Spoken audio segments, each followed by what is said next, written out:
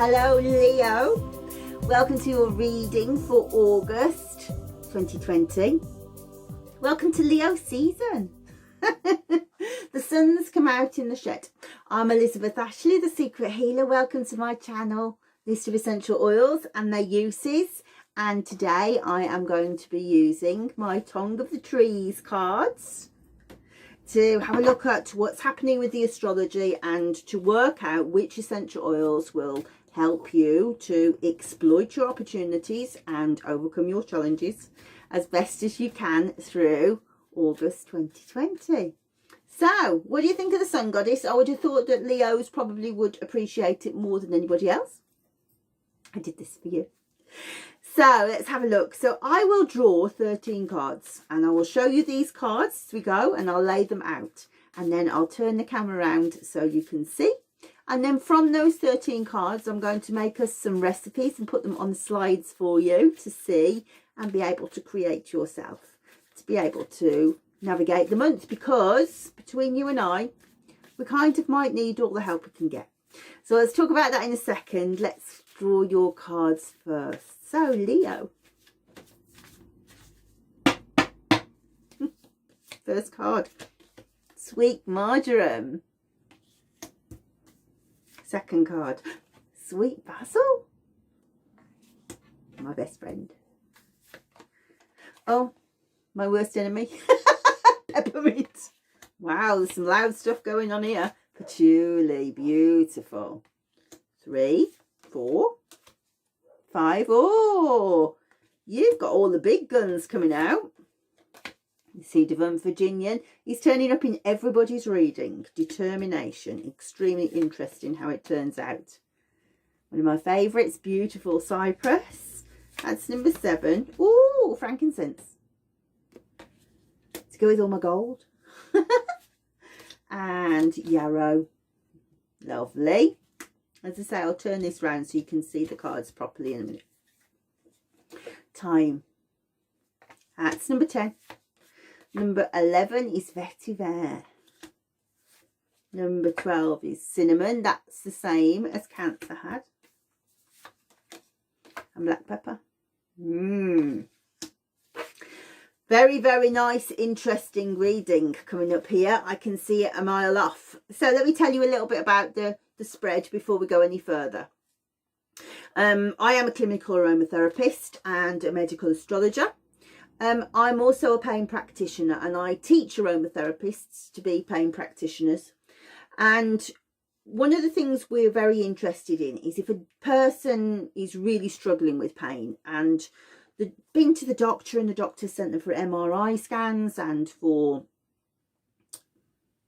x-rays and they just can't get to the root of it. And then the doctor says, I think it might be stress. And there you go. Rude, because it feels rude, doesn't it?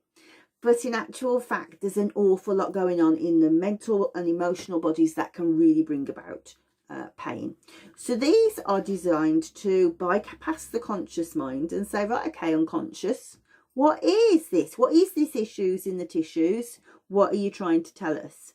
And rather than kind of go, well, we need lavender because it's pain, we're able to go deeper in and work out what essential oils would be more effective to talk to the issues in the tissues. So to do that, the ring of the tree spread spirals backwards because we're going back to the root of the problem. However, when I'm doing this, if I read forwards in the spiral, I can see, oh, that's what's happening this month. I can see the process that's unfolding. It's very creepy and interesting, because what we end up there with then is some really interesting choices of oils that potentially we would never have thought of using. So this is useful because this next month coming up, August, is a tense month for everybody.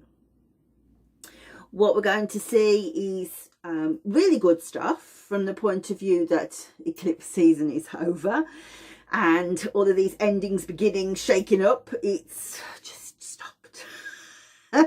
Likewise, Mercury retrograde, how much did it kick your ass? That's leaving us too, as is Venus retrograde. So both of those are going forward, and because they're very fast moving planets, what happens is they are making some really beautiful aspects through the chart this month, and so there's really good stuff coming from them. But now those have stopped going retrograde, they're going direct. Now it's Mars's turn to go retrograde, because it's just retrograde all the way through this year. So Mars will start to go retrograde a few weeks from now, but what will happen is it'll start to go into shadow first, and as it does that, it starts to slow down. So we lose these feelings of motivation and ambition and stuff like that, because we're just not feeling that beam anymore. But as it does that, what it's going to do is cause two strange alignments, awkward alignments. So the first is a very tense aspect with the black moon. So what is the black moon? We'll talk about that when we turn the cards around. It's a really nasty aspect, but also it creates a very tense aspect with the 7th house, which is 6th house, sorry, Leo, 6th house for you, which is where Saturn and Pluto and Jupiter are already there, causing all manner of problems with lockdown and coronavirus and all manner of stuff. And then we're going to put the explosive energy of Mars in with it too. It's not going to be easy. It's not going to be easy. So these are beautiful oils. I can immediately see some really fantastic recipes that will be really helpful to help you make the most of the Venus and Mercury stuff that's going forward, but also to really protect yourself and make sure you're in the best frame of mind for Mars retrograde happening. So let's turn the cards round. Hello, Leo. Welcome to your cards. Before we go any further, I want to just point out where each card came in the layout. So obviously we saw them come out, but where did they sit? So this is your first card, Marjoram. So number 1, 2, 3, 4, 5, 6, 7, 8, 9, 10, 11, 12, 13. And remember, it's supposed to be like the growth of the rings of a tree, showing how you grow through the month. And so what's interesting is we can see where you come into the month by looking at the first card, but also strangely, I don't know why it works this way, but it always seems to show on the 12th card. Now, I want to just talk a little bit about the astrology before I look at the cards, because I think that it makes a great deal more sense. So I think that the most difficult time, and I always think that astrology is at its most powerful when you understand the difficult times, where you look for most help, isn't it? Is between the 13th and the 24th of the month. The whole planet is going to go through an enormous shift at that point, because Mars will move into a position that puts it in a very difficult alignment to all the stuff that's going on in Capricorn, but also comes into a harsh alignment with the black moon. So let's talk about the black moon first, because I know people are going, well, what is it? So it can be many different things. It's certainly not a real thing, is the first thing. It's a theoretical position that happens in your chart. And it can be manifested again by lots of different things. But this month it's manifested by the fact that there are 4 new moons in a season. So you might remember that in Cancer, there was one right at the beginning of the month of June where we had a solar eclipse. And then right at the end, I think 28 degrees at the end of June again. So that means that we've got these 4 moons. So the feeling that creates is you subconsciously feel things are out of sync, and it gives a feeling of tension. And what the black moon does is it brings up resentment and aggressiveness and urges that you might not be proud of. So if you put that into a melting pot with the energy of Mars, where it's driven, it's aggressive, where it's warrior, masculine energy, you can see it ain't nice. It's not nice at all. And then if you then add to the fact that Mars is going to go into a very harsh aspect with Capricorn, Mars will be in your 9th house, which in itself is nice stuff. We'll talk about that separately. But the fact that it's come into conjunction with your 6th house, which is your work, your day-to-day, you know, what you do to pay the bills, then it gives you an idea that potentially the aggression may happen at work. And it's an interesting time because anybody who reads my books or watches lots of my videos will know that as a child I was fascinated by words. And one of my favourite things to say when I was about 6 was the microcosm of the macrocosm. And this month we see the microcosm of the macrocosm. What you'll see is this feeling of the Mars energy playing out in your life. But when you turn on the telly, you'll be able to see it playing out on a larger scale in your country and the world at large. So the microcosm is the big stuff. Even we could say on an enormous cosmic scale, because we can say we can see it reflected in the planets. But the microcosm is you. So you are the microcosm. So one of my favourite things to share is a fantastic video by Trevor Hall and the Luminaries. I think it's the Luminaries featuring Trevor Hall. It's Be the Change You Want to See in the World. And I think that more than any other month for a long time, and given the circumstances we see ourselves in, you can see that is a powerful statement. The light workers this month must work very hard to be the change they want to see in the world. And that means thinking, being aware, and just not allowing yourself to play out the lessons that you're supposed to learn, but not in an aggressive way. Yeah. So with that in mind, let's just quickly look at what Mars is. Mars is in the 9th house for you, which is spiritual growth. It's ruled by Jupiter and Sagittarius, and it's looking at you know, the bigger picture, as I say, spiritual growth, but society, culture, philosophy, education, the higher mind, university, but also authority and judiciary. Now, how we can see what that will be, the answer to that is we can't. In everybody's situation, it's going to be different. But for you, I am so surprised to see these cards laying out, because this is all about thought. So, you know, I would have hoped it would have been a party, but it's not a party, guys. I'm really sorry. Here, if you think that the sun goes into your sign on the day you are on your birthday, right? So those two or 3 weeks before your birthday can be really quite tense, can't they? They make you feel like, oh, it's coming, and well, what's this year? What have I achieved this year? And for a lot of us, it's like, whoa, I've achieved a much larger backside from sitting down, you know? And it can be quite depressing energy. And this here, Sweet Marjoram, is the little girl. You know, it's that feeling of feeling vulnerable and slighted, upset. So I think that you can probably come into the month feeling not that great, to be honest. And the moon goes into your 7th house of relationships on the 3rd of the month. So maybe it's to do with that. But I think it's really just to do with you going, I'm really quite upset about something.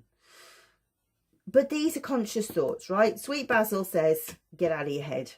She's like the Sergeant Major who's been to Afghanistan. She's loud.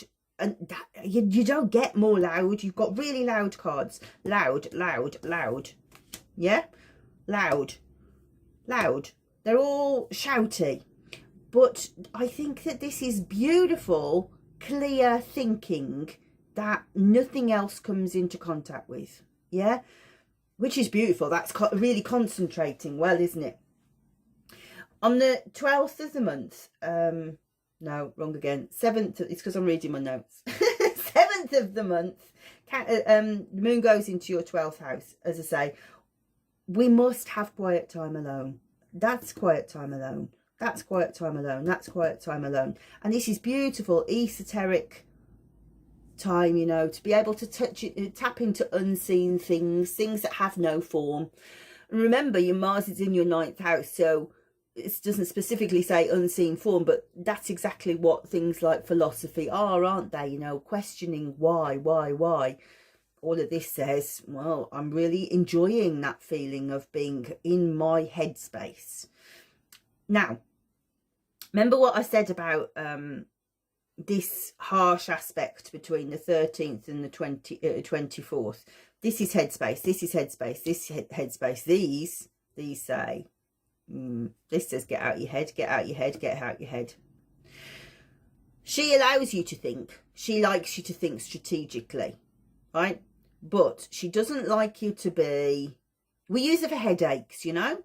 We use her for concentrating on the exams. She's strategic. She's not a worry. Yeah, she's...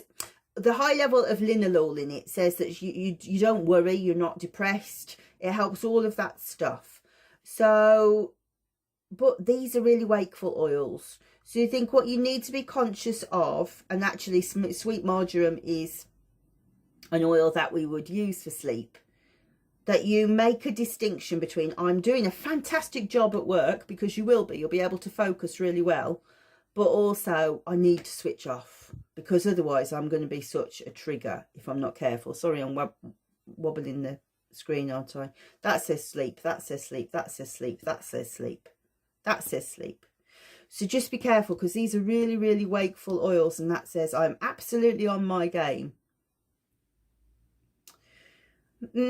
Sometimes when I see stuff like that, I expect to see Laurel come out, and Laurel is the other side of Jupiter, but it says absolutely your ego is off the chart. This doesn't say that. This says you're absolutely bang on, but potentially this says different rhythm, a different rhythm to everybody else, circadian rhythms. So why might that be important? I'm not seeing anything hormonal. Maybe you're out of step with your people around you. Remember that full moon is in your 7th house, which is relationships. So perhaps you need to be thinking about how you can transform your relationships, really. Are you always bringing your... actually, that's what I can see. This says concentrating on work too much. Here, this is about bringing it down so you can be in the family space. That feels like to me. But I don't want you to not do this thinking, because this thinking is really important stuff, powerful stuff, productive stuff. I mean, the sun is going to be in your 1st house, obviously, it's your birthday month, but then the new moon goes into Leo too, which is your 1st house. And really, if you were looking at it astrologically, the questions you should be asking yourself is, what do I want for my life? How can I be more creative? Because Leo is your most beautiful and radiant expression. Now, nothing on there says radiant expression. Nothing on there says fruitfulness. This says thinking about it, working it out, strategically thinking about what am I doing, making decisions about the year, putting things in place, setting goals. Determined, you know, that's a conscious mind thought. You know, I'm not gonna make the same mistakes I made last year. And I mean, joking apart, you don't need to be psychic or intuitive or any way to know that most of us think, well, we just lost 1/3 of our lives this year. Our businesses have suffered. Hopefully, you know, relationships have got better, but I think a lot of them have found a real difficult point. We have been forced inwards to look at what our lives mean to us. And if we've used it well, we should be able to say, well, I've looked at that and that didn't work. I've looked at that. That was really, really good for me. That made a big difference. This energy continues, I think. I'm being told to tell you the story of the golden key. So I used to work in recruitment, and we used to have these used to get very annoyed when I used to get dragged into these seminars on a Saturday morning because we already work 60 hours a week. But we went to these big hotels and had our breakfast paid for, and we would have this motivational speaker. And this guy told us the story about the golden key, which was that you always had an imaginary golden key in your pocket. And when you opened the door, you left work behind. You went into your house and you didn't think about work again, which seemed to me to be incredibly hypocritical for a company that made you take the mobile phone home and be on call all of the time. However, I do think that the message was a good one, and this is what this feels like in this reading, that you are absolutely bang on at work, but don't forget how great it was those days when you couldn't do work. You know, find a way to switch off. Get that energy down into your body. You know, these are sex cards, aren't they? But they're also peaceful, sleepy cards. Feeling calm, feeling reassured, feeling balanced, feeling in your body. The same. These tranquil, very, very tranquil stuff.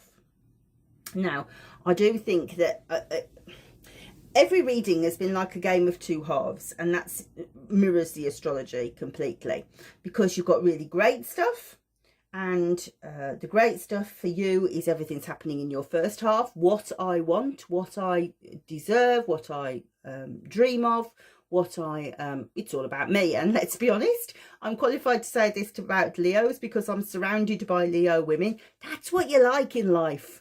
You know, things to be about you, centre stage. And actually, frankincense is ruled by the sun. It's a strange correspondence, but it is. But I think that these are, what am I going to, think about me, and I'm going to start making actions to drive myself forward, which is great. You know, that is really, really great stuff. But then we have this really harsh problem. It is a problem, I think, between the 6th and the 9th house. In the 6th house, which is obviously how you earn your living, we have, which is Capricorn, we have Saturn in retrograde, we have Pluto in retrograde, Jupiter's in there. These are, when the outer planets go retrograde, it's not that big a deal because they move so slowly that you don't really notice it, you know? It's kind of half the year they're there. And in some ways, it's a bit like the headmaster leaves the classroom. So imagine that so in this case, 6th house, the analogy is easy. The boss went away for a week, you know? So you could be, I'm not saying I ever played office chair tennis or pretended to be surfing for the staff in the offices opposite across the road. No, I didn't do that. But that's the kind of energy that I feel may have been going on. And you might suddenly realise, I've got to grow up here. I've got to start putting the work in. I've got to start thinking about how to move things forward. But that is probably, to be honest, in strong opposition to everybody else. Maybe you keep getting balls of paper thrown at your head from other people, batting them across the room. And so just be really careful, because it won't take much to trigger people. So where's your power cards? That doesn't help you. That helps you. Rosemary is all about clear thought, but also tapping into intuition. Yarrow says identify the weakness and make it stronger. So that your blend there is very good for being able to say, well, everything else is going on around me, but I am going to stay on this pathway to be able to make things better. This here is such a great card for you. I always say, follow the pathway, right? Black Pepper says, right, stop thinking about everybody else. Their pathway's over there. You're supposed to be going that way. And X marks the spot of where you're supposed to be, absolutely where black pepper falls. It's so good of being able to say, find your place, find your level. And it's warming and it's powerful. And although I always think it's got a Mars energy about it, but it's not ruled by Mars, it's ruled by Venus. Venus tempers Mars. So this gives you great authority, strength, motivation without being the asshole. You know, this is a really, really helpful card in so many different ways. What I am seeing though, if I look on the physical level, is headaches. You are going to have headaches. That's headache, that's headache, that's headache, that's headache. So just watch that you are taking this time out. You know, this is lovely strengthening stuff. And I feel like I'm repeating myself really, because this is so close to what Cancer had. And maybe it's because you've gone in the 12th house when they've been in the first house and then moved on after them. I don't know. But you've got to trust in your own intuition and keep on track, on your track. Don't get bogged down by everybody else.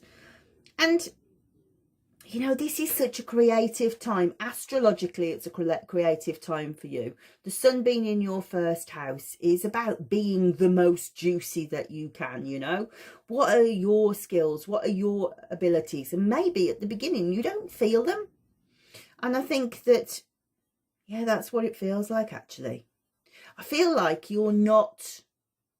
Okay, let's try and break this down. You know how when you're in the flow, you kind of, your body feels like, God, that was so easy. Like riding a bike, you're able to do it straight off. And I think as you come into the month, you don't feel like that. You feel a bit arms and legs-ish and like you've got three-legged race, you know. And it's maybe because you're trying to feel it in your body. And I think if you try and put it to as like a logical discussion with yourself, an intellectual discussion with yourself of, right, where do I want to be? What am I good at? What gives me joy? And think it out. So maybe writing down, planning, doing that stuff. Then you're starting to feel more warmed. This is lovely warm energy. And so maybe that's bringing it into the physical body. Yeah. So these ideas, this data, this information, this idea of communication belongs to Mercury. Mercury information moves very, very quickly. So I always talk about, if you've got an idea in your mind, it's very, very easy. It goes like that in your mind and you think, yeah, obviously. And then you try and explain it like I'm trying to explain it now. And you have to draw on lots of different things and it becomes more dense. It's more difficult to do. When you write it down, it becomes even more difficult. And then when you put the plan into place, gosh, it takes ages. So a good example of that is trying to get these cards into Amazon UK. The idea, just to say it, is like a snap. I'm watching the training videos. They take about 20 minutes to implement the things that they say and then to go back over it and over it and over again. It's more dense. It's always more dense. So by the time you're writing things down, you're drawing them out of that mercurial medicine into the physical realm. And that's where it needs to be. So I think goal setting, I think setting objectives, I think smart objectives that you write down, small, measured, specific targets that you can say, right, this is what I'm going to achieve this year. And do it with determination, because don't waste this month. Really don't waste this month, actually, because as I say, Mars is in the 9th house. So that is beautiful for you. You've got all this lovely spiritual growth. You have philosophy, thinking, all of that stuff. You're like, we're out there thinking it all through. But as the month goes through, by about the 20th, Mars is going into shadow, because next month, September the 9th, I think, it will go retrograde. So I always try to explain the difference in the energy. When it's going forward, Mars takes a day to move 1 degree through a sign. So when it's going direct, 28 days, it will go 28 degrees through a sign. However, as it's going into shadow, then it takes 2 days to go through a sign. So it's harder. By the time it goes retrograde, it takes 4 days to go through a sign. So imagine that you want to write an article, for example, and when Mars is going direct, you're like, let's just get on with it, and it might take you a couple of hours. As it's going into shadow, the chances are you'll think, oh, I've got so much to do, I'll do that tomorrow. When you get to Mars being in retrograde, you go, oh, right, I'll put it in my diary and I'll get to it when I can. And you start to procrastinate and you feel like you're trying to push water uphill. So really go with that energy at the beginning of the month. And sweet basil, I mean, if you're interested in it, I've written a book about sweet basil. She is ruled by Mars. She understands Mars medicine. And that'll be kind of why she's going, get out of your head, get on with it. Because that's Mars going direct as well. Like I say, frankincense is ruled by the sun. And oils, plants that are ruled by the sun are fortifying, they're strengthening, they're to do with confidence, to do with, well, you know, it's the lion and it's the emperor, and they're kingly and they are strengthening. So as you start to go into shadow, you might feel tireder, and in which case then frankincense is just lovely to be able to say and just relax. And the scientific evidence that surrounds frankincense is that one of the reasons they think it's so good for stress is that it's able to draw back deficits in sleep. So if you haven't slept for a few days because maybe you've got too much of this energy, this says absolutely wakefulness to me, then this is a great oil to use to get to sleep afterwards. I don't really know why yarrow's coming up here. I mean, unless you feel very, very stressed. It's such a soothing oil, such a calming oil, but it doesn't really match. It kind of does match with this. It says wounded healer, so potentially this stuff that comes up in the 9th house, in the 12th house, where you start to feel very upset and wounded, then maybe we use this oil. But really, I think it's calming and getting you to sleep, to be honest. So yeah, I think there's some great blends here to really help you to think things through, make some changes, make some decisions, get confident with them, put them into action. I mean, that would be my message to you, really. Make sure you are activating those decisions, because soon you're going to lose the ability to do so with so much efficiency. I also think that if you find that you are being a bit too mouthy at work, then you've got easy things to tone down the energy, you know. This is still thinking. These are still, you know, air things that make thought straightforward. You've got loads of thought. And this doesn't come up for no reason. This says death of the old life, beginning of the new. It's ruled by Pisces, Aries cusp. So I do think that as you go through that, into that first house, you go, I'm just not going to play the same games as I did before. And I am going to decide how to do that. And Cypress says, yeah, I'm with that. I'm with that. And I'm happy to bury the past for you. Leave it where it's supposed to be and keep guard over it so it doesn't come back. Cypress has a really interesting relationship with snakes. And actually, I should say that I've got a Cypress meditation that I'll put. If the slides go too fast at the end of this, have a look on my website. There's a link to the page on my blog that gives all of the slides in written form for you. I will also put a link to the Cypress meditation that helps you navigate and start to understand these times that we are in and how to navigate them the best for you. And I think that's a really useful tool for you, because we want action. We want deliberate, focused action where we take care and we make progress forward. Because on one hand, it feels like the virus is over, but it can't possibly be over. I think maybe there's a second wave coming. In fact, I think it definitely will come when Jupiter goes forward. But hopefully we've got a new normal where we can navigate that and not have to lose our economy, not have to lose our livelihoods. And Cypress will be a great way of saying, you know, it's the healer's card. How do you navigate this in a way that's good for you but keeps your family safe? Don't want a wounded healer. Don't want it. So yeah, interesting stuff.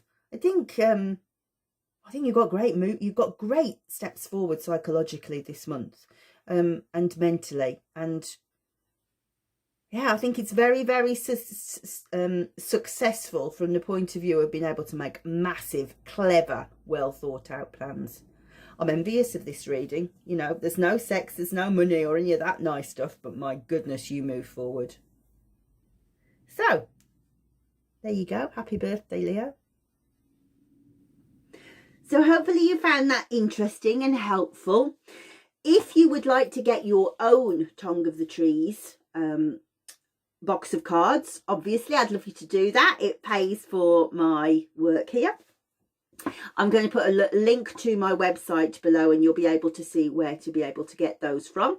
And also, if you want to go more deeper into the reading and start to understand the medical astrology and the elements, the Ayurvedic and the traditional Chinese medicine, as well as the chakras and the blending, you might also want to buy the knowledge base that goes with it. The knowledge base is a digital platform. It's like an online set of videos where I talk you through absolutely every aspect of the different essential oils. So there's around about 40 videos. It's a separate purchase, but obviously it's an immediate download if you want to be able to access that. So thank you. If you also want to have your own reading, please do check out my website, thesecrethealer.co.uk, and book yourself an hour-long consultation and I will do you your own reading. For the meantime, I'm going to say goodbye. Say goodbye to the sun goddess, because next month it will be the Melissa, the goddess, the priestess that officiated at Demeter Cor's festival of the autumn in ancient Greece, the mysteries of Eleusis. See you in Melissa land.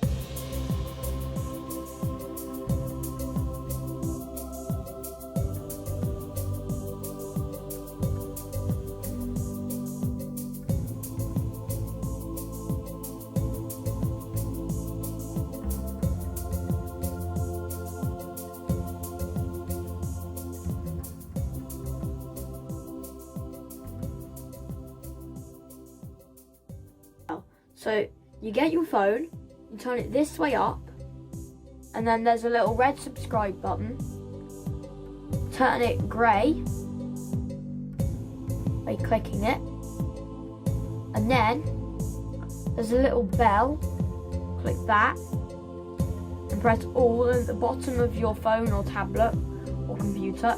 It will say you will receive all notifications. And then there's a little hand with a thumbs up. Click that, it'll turn it blue and it says added to your liked videos. And there will be comments.